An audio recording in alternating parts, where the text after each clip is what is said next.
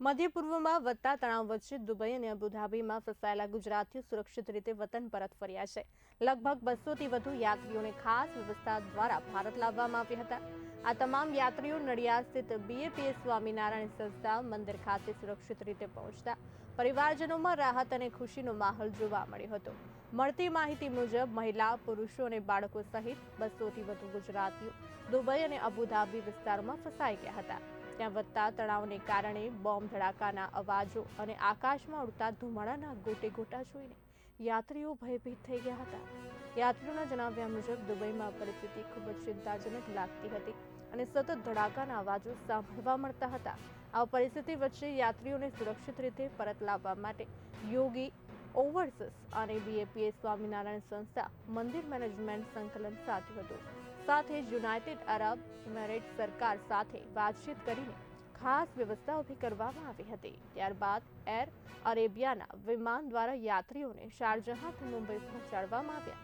મુંબઈ પહોંચ્યા બાદ તમામ યાત્રીઓને લક્ઝરી બસ દ્વારા નડિયાદ સ્થિત BAPS સ્વામિનારાયણ મંદિરે લાવવામાં આવ્યા હતા। લાંબી અને તણાવભરી મુસાફરી બાદ યાત્રીઓ સુરક્ષિત રીતે પોતાના દેશમાં પરત ફરતા સૌમાં મોટી રાહત અનુભવાઈ। યાત્રીઓ જણાવ્યું કે દુબઈમાં તે દિવસોમાં વાતાવરણ ખૂબ જ તણાવપૂર્ણ હતું અને સતત ધડાકાના અવાજો સંભળાતા। જો કે ખાસ ફ્લાઇટ અને સંકલિત વ્યવસ્થાને કારણે તમામ યાત્રીઓને હેમખેમ વતન પરત લાવવામાં સફળતા મળી હતી। ત્યાં આગળ અમે અબુધાબી સ્વામિનારાયણ મંદિર માટે અમે દર્શને ગયા હતા। અબુધાબી મંદિર મહોત્સવ માટે ટૂર માટે, અને ત્યાં આગળ જઈ અમે દુબઈ યાત્રા પણ કરી અને ત્યાં આગળ દુબઈમાં અમે ફસાઈ ગયા હતા। કેવો માહોલ હતો ત્યાં? કેવા રેસ્ક્યુ થી તમે પાછા આવ્યા છો? શું ત્યાંના રેસ્ક્યુમાં એવું હતું કે ત્યાં આગળ બોમ્બ મારો ચાલુ જ હતો અને અમે અવાજ પણ સાંભળ્યા હતા અને ધુમાડા પણ જોયા હતા। આવું રિસ્કી પ્રોગ્રામ હતો, પણ આપણે આ પ્રમુખ સ્વામી મહારાજની ટીમ, ટૂંકમાં ધર્મદર્શન સ્વામી, અમારા પ્રવીણ કાકા અને કૌશલભાઈ યોગી ઓવરસીઝ ની ટીમે અમને અથાગ પ્રયત્ન કરી અબુધાબીની જગ્યાએ શારજા એરપોર્ટ થી લઈ અને અમે સીધા મુંબઈ ઉતાર્યા। અને ત્યાંથી પણ એટલી એવી સગવડ આ ધર્મનિલેશ સ્વામીએ રાખી હતી કે ઉતર્યા ભેગી ત્યાંથી દાદર મંદિરથી જમવાનું અને બસ AC બસ અમારા માટે તૈયાર રાખી હતી અને એના દ્વારા અમે આ દબાણ 100 માણસો અમે અત્યારે આ પીપલગ મંદિરે પધાર્યા છે। અમે ખૂબ ખૂબ આભાર માનીએ છીએ આ સ્વામિનારાયણ ભગવાનનો, અને ખૂબ ખૂબ આભાર માનીએ છીએ કૌશલભાઈની ટીમનો, અને ખૂબ ખૂબ આભાર માનીએ છીએ ધર્મનિલેશ સ્વામીનો, અને ખૂબ ખૂબ આભાર માનીએ છીએ અમારા પ્રવીણ કાકાનો। એમની અથાર્થ મહેનતની સાથે અમને ખૂબ ખૂબ રીતે અને સુરક્ષિત રીતે અમને પહોંચાડ્યા। એવો આભાર। જય સ્વામિનારાયણ, જય સ્વામિનારાયણ, જય સ્વામિનારાયણ। અમારા બધા દર્શનાર્થીઓ 200 અંદાજિત અબુધાબી ખાતે દર્શને આવવા માટે ગયા હતા, પણ ત્યાં 28 તારીખે પરિસ્થિતિનું નિર્માણ થયું। એ દરમિયાન અમને પ્રશ્ન થયો કે કેવી રીતના જવું, પણ તે જે યોગી ઓવરસીઝના ડાયરેક્ટર કૌશલભાઈ ગામેચાએ એ વખતે અમને સૂચન કર્યું કે અત્યારે આવો પ્રશ્ન થયો છે તો આપણે ત્યાં જવા માટે કેવી રીતના પ્રયત્નો કરવા।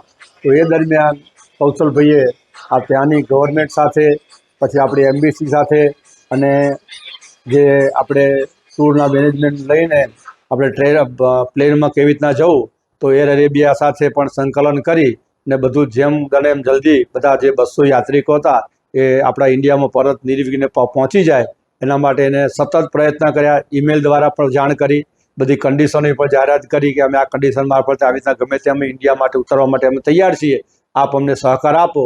તો આ બધી વિનંતીને માન આપી અને પૂજ્ય સંતો, BAPના સંતોએ પણ ખૂબ ભાગ બંદર ભજવ્યો અને ભોજનની વ્યવસ્થા પણ રસ્તામાં એમને પણ કરી આપી।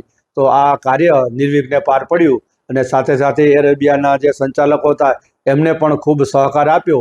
એ બદલ કૌશલભાઈએ પણ ખૂબ મહેનત કરી। અહીંયાની ટીમ પણ સાથે, અહીંયા એની ઓફિસ છે જે આણંદ ખાતે, એમને પણ ખૂબ પુરુષાર્થ કર્યો, એને લઈને આ બધું કાર્ય પાર પડ્યું। અમે બધા 200 દર્શનાર્થીઓ અત્યારે ઇન્ડિયા પરત આવી ગયા છે। કોઈ પણ જાતના વિઘ્ન વગર સંતોષથી, ખૂબ આનંદથી અમે અમારા પોતાના વતન પહોંચી ગયા છે।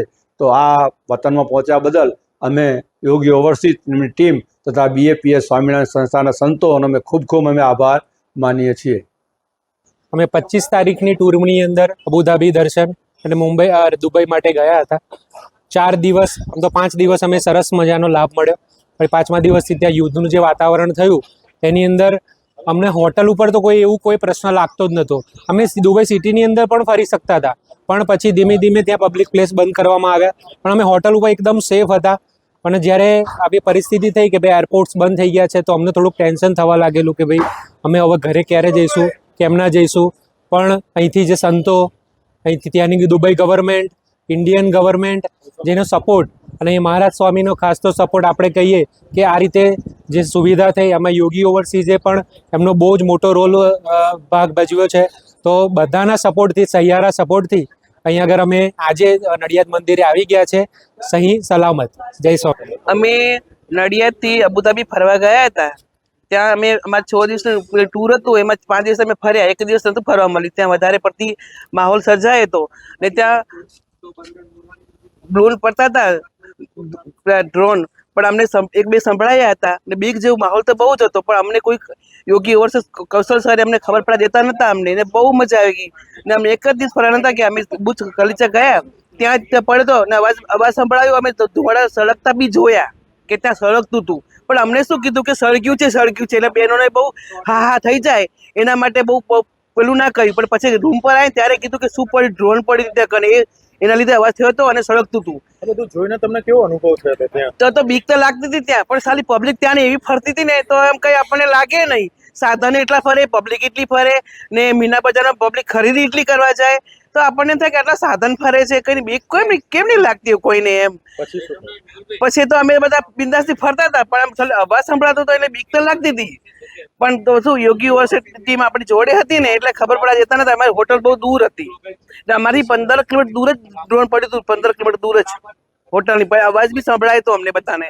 પણ તારી બીક તો લાગતી હતી, એમ થાય કે શું થશે. આપણી પર રાત્રે સુતા ને તો એવું લાગે આપણી ઉપર પડશે તો એવું થતું હતું અમને બધાને.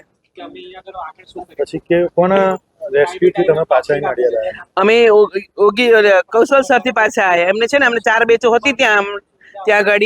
તો અમને 2 બેચોને ભેગા કર્યા. અમને કીધું અત્યારે 2 બિસ્તરા પોટલા ભેગા કરો, પણ અમારે એમ કે હજી 2-3 થી રોકાવું હશે. તમે થોડા કપડાં ધોઈ નાખ્યા, અંડરવેર ધોઈ નાખ્યા, બધું ધોઈ નાખ્યું ને સુકાતું હતું. ને અમને જમવા બોલાયા ને પછી કીધું તમે અત્યારે પોટલા ભેગા કરો, ત્યારે નીકળવાનું. 2 બેચો અમને સારસા મોકલવાની હતી, ત્યાંથી અમારી ફ્લાઇટ હતી અમારી. ને બીજી 2 પાછળની હતી, એમની ચેન્નાઈ હતી, એમને ત્યાં જવાનું હતું. એટલે ત્યાં સારસા ચડવાનું હતું, પછી ચેન્નાઈ ઉતરવાનું હતું, અમને મુંબઈ ઉતરવાનું હતું. ને એ તાત્કાલિક બહુ 3 જગ્યાએ ટીમમાં એ લોકો બહુ પેલા દોડધામ કરી. ઓફિસરને મળ્યા. ને પેલું તમને એ કહું, પેલું ખાસ કરીને કે પેલું અમને જમવા રહેવા માટે બહુ ફ્રીમાં કરી આપ્યું હતું. યોગી ટીમ ઓવરસીઝ તરફથી જમવાનું હતું, 3 ટાઈમ મળતું હતું જમવાનું. ને રહેવા માટેનું ખાલી 5200 ભાડું હતું ખાલી. એ કોશિશ કરતા હતા રહેવા માટે. ઓફિસો ઘરે મળીને આવ્યા બધી જગ્યાએ કે આપણે એમને રહેવા માટેનું ફ્રી આપણે કરી આપીએ, પણ એ કોશિશ ચાલુ હતી. પછી અમારે નીકળવાનું થઈ ગયું. અત્યારે બીએપીએસ મંદિર નડિયાદ ખાતે તો કેવો અનુભવ છે? બહુ સરસ અનુભવ લાગે છે. તમે ઘરે આવી ગયા એવું લાગે છે. જય સ્વામી. જય સ્વામિનારાયણ.